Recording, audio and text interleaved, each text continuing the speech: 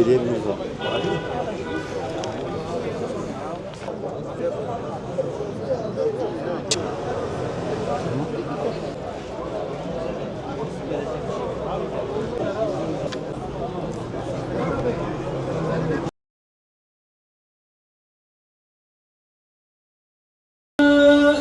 أعتدنا للكافرين سعيرا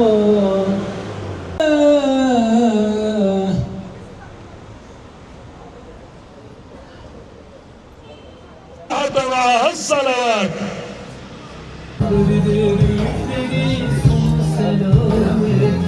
Bismillahirrahmanirrahim. İstanbul Bağcılar'dayız. Umut Kervanı Vakfımızın 7. sosyal market şubesini İstanbul Bağcılar'da açtık. Türkiye genelinde 7. şubemiz burasıydı. Sosyal market zincirlerimize her geçen zamanda bir yenisini daha ekliyoruz. İnşallah Türkiye geneli sosyal market çalışmalarımızı hızlandıracağız. 7 şubemizin 3'ü İstanbul'da, diğer 4'ü de Anadolu'nun farklı yerlerinde mevcut. Allah nasip ederse şu anda Umut Kervanımızın olduğu her bölgede hedefimiz bir yenisini eklemek, yeni bir sosyal market zincirimizi hayata geçirmek.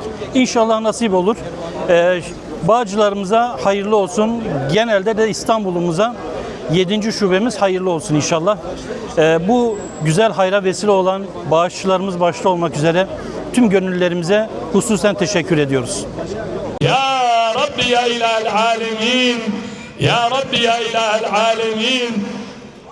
Ümmetin aziz olduğu Kudüs'ün, Mekke'nin, Medine'nin özgür olduğu, bütün şehirlerimizin özgür olduğu, ümmetin özgür olduğu günleri görmeyi bizlere nasip ol. Müyesser eyle ya Rabbim. Ya Rabbi ya ilahel alemin. Umut Kervanı çalışmalarını, burada çalışan kardeşlerimizin çalışmalarını bereket eyle ya Rabbim. Daha birçok yetimlere, fakirlere, fukaralara, muhacirlere yardım yapmak için bizleri aracı eyle ya Rabbim. Bismillah ile başlarız. Bismillah. Allahu Ekber ve lillahil hamd. Euzubillahimineşşeytanirracim. Bismillahirrahmanirrahim. Hocam bu bizim hediyemiz.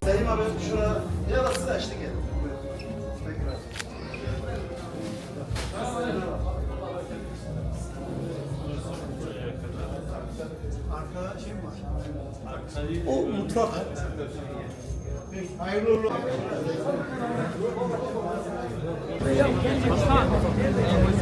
Çatal at.